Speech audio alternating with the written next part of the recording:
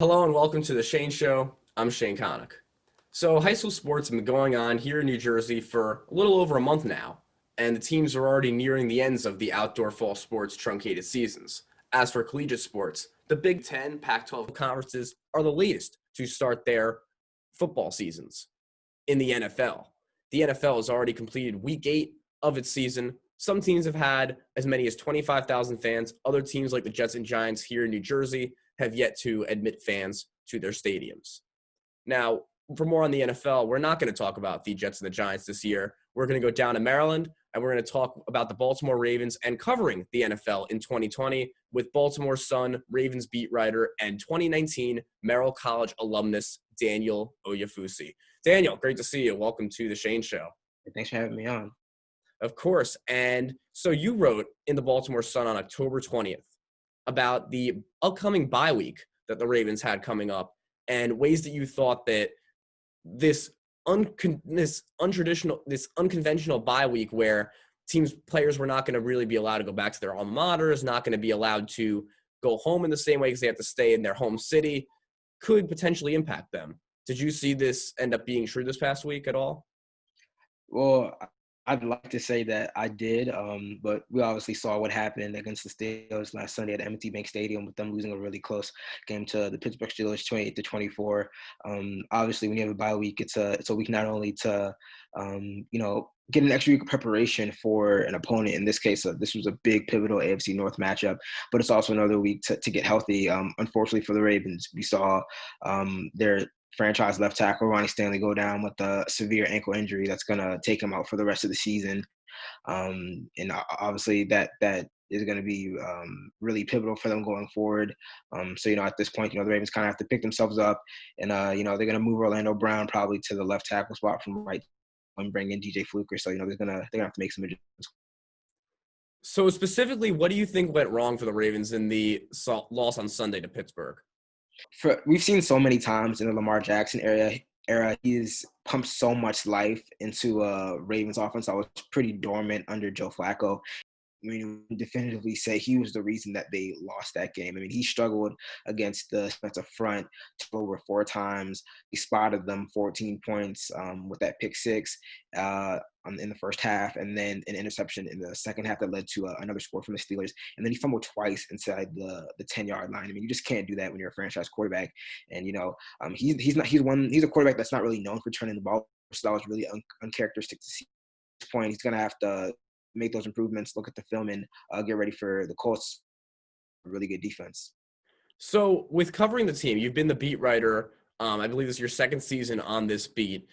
In what ways has your access been limited this year to the players amid the pandemic?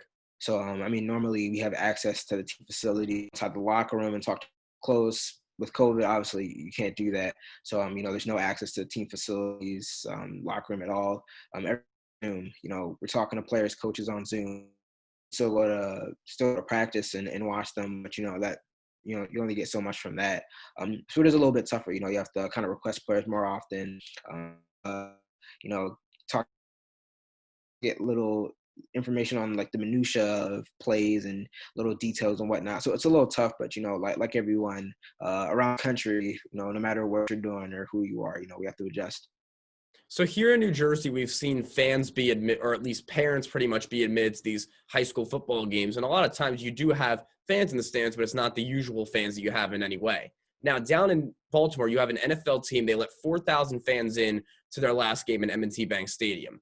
Being in the stadium and seeing that sort of crowd, in what ways do you think that, how is it different in watching an NFL game with the type of crowd that there was? Yeah, the energy is obviously, M&T Bank Stadium can fit around 71,000 fans normally. So, when you have a fraction of that, less than 10%, you're gonna feel the lack of energy. First couple games, the Ravens were kind of pumping noise into the stadium. Watching the game and covering it, so I don't know if I really know. And it's just kind of one of those things where it's 2020. You just gotta kind of adjust to the weirdness of it all. So also you grew up in Baltimore in this area and, always would see the Ravens. And we talked about this a little bit before, but how cool is it to now be covering this team that has always just been the local team regardless? like a full circle moment.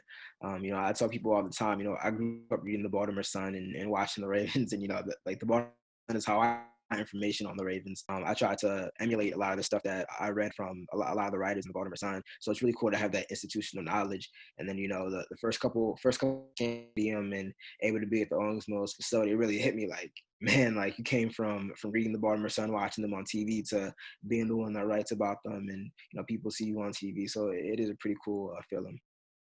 And so outside of the Ravens, outside of football, I understand that you are also known as I'm not going to try and mispronounce, but AJIAN. Yeah, AJ Ian. Yeah. I'm a big music guy. I love listening to music. I love making music. It started back in high school, just writing like raps and rhymes and stuff like that. And I kind of made a joke with my friends that I was gonna drop a mixtape one day. And a few of my friends and I came together, and we actually ended up doing that my senior year of high school. And it's something that I took into college too, and I started producing music. So that name, and I just slang for somebody Nigerian. So that Naija. And one day I was just kind of like messing around with it, and I flipped the word around, and I got AJIAN, and I kind of broke up the words, and I got AJ. And I'm like, hey, I kind of like this. I'm gonna go with that. Kind of like a alias I use. I still love producing music. I do that for the most part now in my free time. So it's just just a hobby I like to do. And I understand that when you were at Maryland, you were also in the Battle of the Bands as a rapper. Yeah, that was a really cool moment. you know, like I don't even know how I got into the Battle of the Bands. I think maybe a friend, told me to try out for it. Really cool moment to be able to and be one of the finalists for that, and to be able to form. I didn't get picked, but it was really cool for exposure. I love performing, so it was a really cool moment. Daniel Oyefusi, Ravens beat writer for the Baltimore Sun and a rapper. Really appreciate you taking the time to come on to the show today. Thank you, everybody, for tuning into this edition of The Shane Show. We'll see you next time. Catch you on the flip side.